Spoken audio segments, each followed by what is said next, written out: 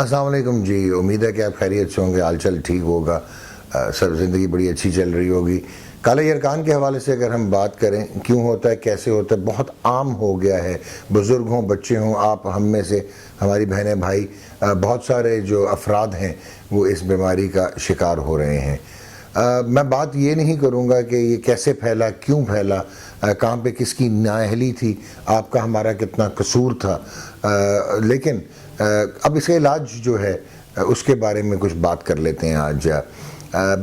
ایک انسانی فطرت ہے، آپ ٹیکوں کے سائیڈ ایفیکٹ سے گھبراتے ہیں، ٹیکے لگیں گے، بہت تیز ہوں گے۔ ایک تو مجھے آج تک یہ سمجھ نہیں آئی کہ یہ آہستہ اور تیز کون سے ٹیکے ہوتے ہیں، یہ گرم اور سرد ادویات کون سی ہوتی ہیں۔ چولہے پہ نہ کوئی گرم کرتا ہے۔ آپ اگر منفی جو ان کے ہوتے ہیں سائیڈ ایفیکٹس جو ہوتے ہیں، اگر ان کے بارے میں بات کرتے ہیں تو وہ تو آپ جو روٹی بھی کھاتے ہیں اس کا بھی سائیڈ ایفیکٹ ہے، پانی بھی جو پیتے ہیں اس کا بھی سائیڈ ایفیکٹ ہے۔ دیکھنا یہ ہے کہ ہمارے لیے ضروری کیا ہے۔ جہاں تک تعلق ہے جی کالے یرکان کا، بہت ساری اقسام ہوتی ہیں اس کی، لیکن پہلے تو ہیپیٹائٹس سی کے حوالے سے بات کریں گے، نہ بی کا تذکرہ کریں گے، نہ یہ اے، ڈی اور ای کا تذکرہ کریں گے۔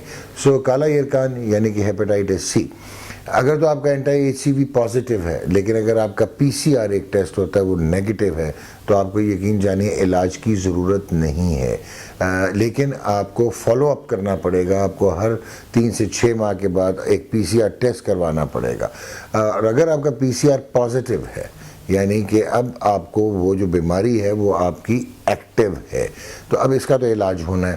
اب علاج آبویسلی کیسے ہوگا؟ انجیکشنز آتے ہیں۔ آج کل ایک بات چل پڑی ہے کہ جی ایک ادویات آ گئی ہیں جو آپ کھا لیں اور آپ ٹیکوں سے بچ سکتے ہیں۔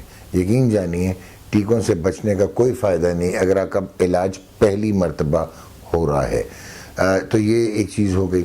دوسرا یہ کہ اگر آپ کالے یرکان کا علاج نہیں کروائیں گے تو آپ ایسے ہی ہیں جیسے بلی کمرے میں آئے اور کبوتر آنکھیں بند کر لے، کیونکہ اگر آپ علاج نہیں کرائیں گے جگر سکڑے گا، آپ کو خون کی الٹیاں آنا شروع ہوں گی، پیر سوجنا شروع ہوں گے، البیومن کم ہوگا، پخانے کے راستے آپ کو خون آنا شروع ہو جائے گا، آپ کو دھبے بننا شروع ہو جائیں گے، بے ہوشی کا عمل طاری ہو جائے گا، جس کو ہم ڈیکمپنسیٹڈ لیور ڈیزیز یا سیروسس کہتے ہیں۔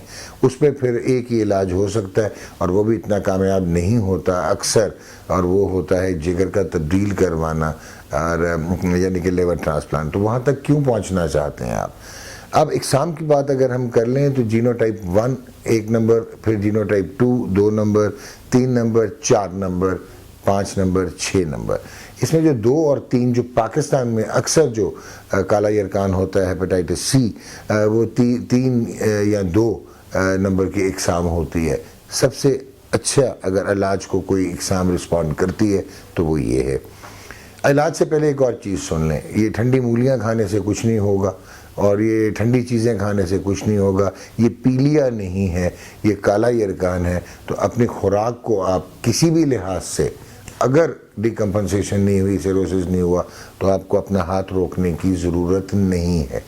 ہاں اگر وزن زیادہ ہے تو علاج سے پہلے کم ہو جائے تو زیادہ بہتر ہوگا، کیونکہ آپ کے علاج کے رسپانس آنے میں بہتری آ جائے گی۔ اب یہ جو ٹیکے ہیں یہ بڑی فساد کی جڑ ہیں، مصیبت ڈالی ہوئی ہے انہوں نے کہ بس یہ گولیاں دے دو ڈاکٹر صاحب۔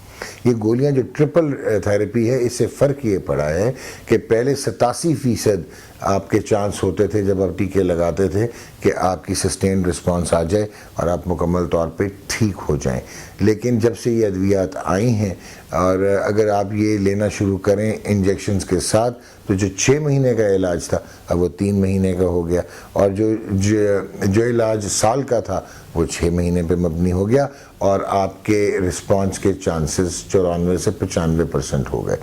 اب آگے چلتے ہیں جی۔ اب ان انجیکشنز کے حوالے سے اگر ہم بات کر لیں تو یہ تو لازم اور ملزوم ہے اگر پہلی مرتبہ آپ کا علاج ہو رہا ہے، اگر کوئی اور کانٹرا انڈیکیشن نہیں ہے جہاں پہ ممنوع ہوں، کیونکہ اگر گلڑ کا مسئلہ ہو آپ کو یا جوڑوں کے درد ہوں تو پھر یقیناً یہ انجیکشنز تھوڑا سا ٹرکی ہو جاتا ہے لینے ضروری چاہیے۔ ایک چیز اور جی کہ آپ کی جو رسپانس ہے وہ اگر آپ مکمل طور پہ ادویات کا استعمال کریں گے، تشخیص جو ہے آپ کی صحیح طور پہ ہوئی ہے، اور یہ جو ڈپینڈ کرتا ہے کہ آپ کی جو جراثومہ ہے اس کی نسل کیا ہے۔ تو امید ہے کہ اب آپ کو یہ چیز کلیئر ہو گئی ہوگی کہ آپ کو 2 قسم کی ادویات اور 7 انجیکشن بہت ضروری ہیں. جتنے سائیڈ ایفیکٹ اس انجیکشن سے ہوتے ہیں وہ ایسی کوئی بات نہیں، وہ پرماننٹ نہیں ہوتے، وہ مستقل طور پہ نہیں رہتے. اگر آپ کا وزن کم ہو یا آپ کے بال گر جائیں یا آپ کے خون کے خلیے کم ہو جائیں یا سفید خون کے خلیے کم ہو جائیں، آپ بالکل نہ گھبرائیں.